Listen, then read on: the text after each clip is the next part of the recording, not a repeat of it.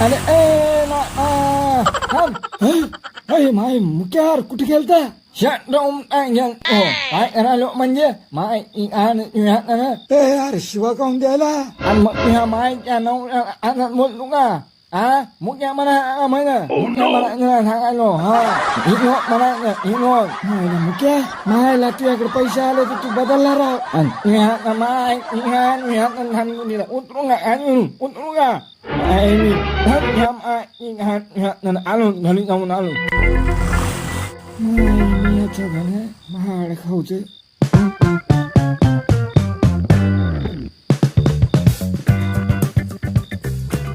यार काय झालं असं हेलपटल्यासारखं काहून दिसायला लागलं? हा काय नाही ते मुक्या भेटलं होतं. मी तर आणायचं असतं त्याला पण इथं त्याच्यात तोंडून ऐकली असतील गोष्ट. त्याच्या मायचा दाना हल्ला धरून सन्या. ते कशाला सांगताय रे 12 बोळ्याचं? त्या दिवशी दारू पिली होती म्हणून सांगितलं त्यानं.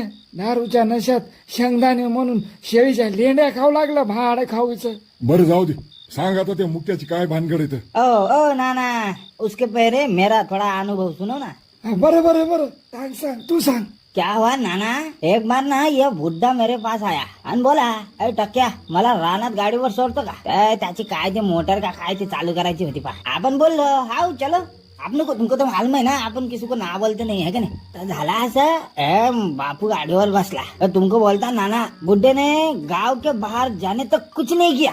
जैसे ही हम मेन रोड को लगे म्हातारा आगे खिसकने लगा. इकडे हात लावायलाय तिकडे हात लावायलाय. तर मला वाटलं म्हातारा माणूस आहे बा, थंडी भिंडी वाटत असन है का नाही. आता नाही तर गाडीचा भेव वाटत असन असं मला एक मनात आला एक विचार. पण जेव्हा आपण रानात पोहोचलो आणि बुड्ढा मेकू बोला, पाय आपली तूर पाय ना कशी दिसायली टक्या. आपण बोला हा एकदम बढिया आहे. तो म्हातारा बोला चल ना म्हणे तुरी तुला तूर दाखवतो. मॅम बापू मेको गाव जाना है, मेको बहुत अर्जंट काम है. अरे मग आला का घरी? हाँ मैं वहां से निकल गया फिर. ह्याला मग वाचला ले का तू? अरे ओ नाना, क्या बात कर रहे तुम. अरे माय शपथ नाना, अगर मेरे को पता होता कि बुड्ढा ऐसा है करके, अरे त्या म्हाताऱ्यानं हातपाय खोरले असते, तोंडातून भेस झाला असता त्याच्या. अरे मी नाही वाचलो, ये बुड्ढा वाचला. बरं ओ झालं. ओ काका तुम्ही सांगा ना पुढे काय झालं ते.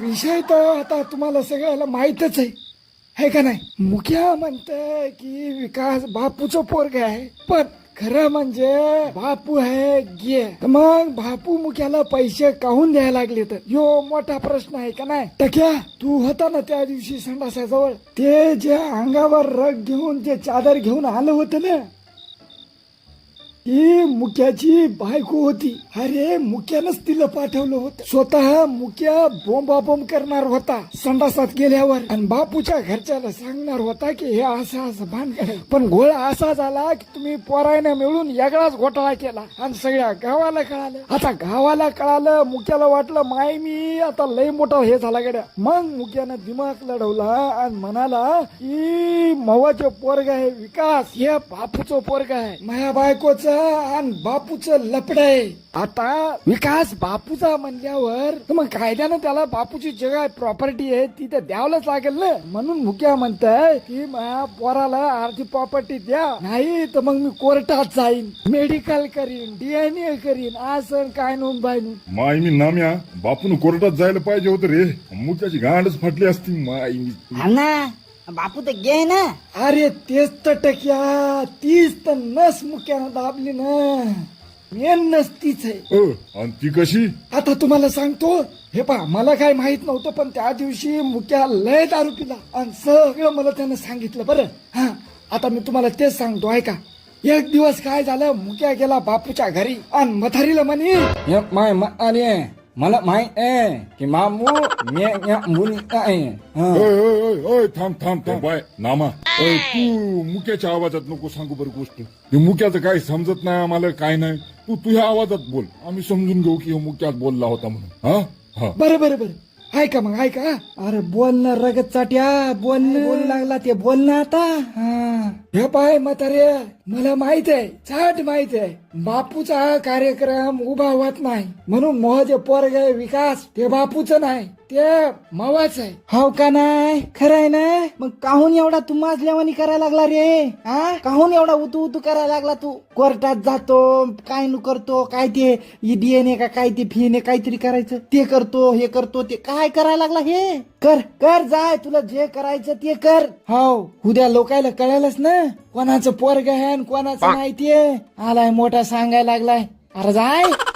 ए म्हातारे, तुला काय वाटतंय? हा, बापूचं मेडिकल केल्यावर विकास बापूचा नाही हे कळल, पण त्या बरोबर बंड्या पण बापूचा नाही हे पण तर कळलंच ना. हो का नाही? अरे काय बोलायला लागला तू? मी बरोबर बोलायलो. तूच आता मला सांग, तुझ्या जे पोरगा आहे बंड्या, त्याला तुझ्या जन्म दिला, पण त्याचा बाप बापू नाही हे मला माहित आहे. त्याचा खरा बाप कोण आहे हे तू सांग मला, सांग. बाई बाई बाई बाई बाई, अरे तुझ्या काय जिबीला हाड हाय का नाही रे? हा, अरे म्हातारपंच काहून तोंडाला काळा लावायला आमच्या? तू काय मरायची पाळी आणली बाई? हे पाय म्हातारे, मी कोणाला काही सांगणार नाही, कोर्टात जाणार नाही, मला पैसे दे. हाव, मी कोणालाच सांगणार नाही तर मग मी तुझ्या आधी तुझ्या पोराला सांगतो की बा तो बाप नाही. पाय मग आता, आणि बोल किती पैसे पाहिजेत तुला, काय घेऊन. मी म्हातारीनं जवानपणी खेळ केला राव. पण नाना, बापू का तो कुछ होता नहीं, फिर ये बंड्या का असली बाप कौन है? कोण आहे रे नाम्या, तुला माहित आहे का? नाही मला पण माहित नाही. मग जाऊ द्या, तुम्ही आपले किस्से सांगा ना, तुमचे किस्से लय भारी येतो. अरे बाबा मुका बस रे. मग आई मी ढुंगण दुखाले, मग मुळव्यात झाला, मला एवढा मोठा कोंब आहे, खाली बसू बसू दुखा लागले. जाऊ दे, माझी बायको मला वाट पाहिली जेवायसाठी. चला तुम्ही पण निघा घरी. ओ नाना, बंड्याचा बाप तरी सांगा. येतो रे. ओ काका तुम्ही सांगा. ए बाबा, कुत्र्याच्या पोटच्या जाय ना आता घरी, मला माहित नाही, तुला सांगितलं ना. सांगा ना. ते जाऊ ते जाळ, चाल बाबा घरी जाय, भूक लागली आता मला पण. जाऊ दे मग, आहे मी तर ना. गुलाब, ए गुलाब. कोण? कौसा आली तू, आली. मला माहित होत तू येणार. बर, चाल लवकर चाल. दिवस निघायच्या आत आपण हे गाव सोडलं पाहिजे. चाल लवकर चाल. तू बसून बोल. हाय, मग उशीर होईल. उशीर झालाय गुलाब, झालाय आता उशीर. मी नाही येऊ शकत त्यासोबत. काय? मला सगळं आयुष्य घातलं तुही वाट पाहिल्यात. मी सगळी जवानी घातली त्या संडासात, आणि तू आता मला म्हणायली मला माफ कर. खरं म्हणजे मी तुला माफी मागायला पाहिजे. मी त्यावर प्रेम केलं, लग्न झालं तरी त्या गावात आलो या आशेवर की तू एक ना एक दिवस तुझा संसार सोडून या सोबत पळून येशील. पण मी चुकीचा होतो. जर मी त्या माग आलो नसतो तर मी ही दशा झाली नसती. तू जाय, पण मी इथंच मरणार, त्याच गावात मरणार. असं बोलू नको गुलाब. पण खंत एकच आहे, मी मेल्यावर मला आगीन डाव द्यायला मव असं स्वतःच कोणीच नसणार आहे. हा, तू कोण? तू पोरग, आपलं पोरग बंडू.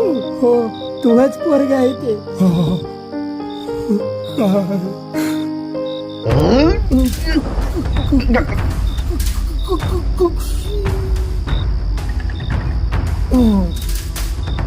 बाई, गुलाब मला माफ कर.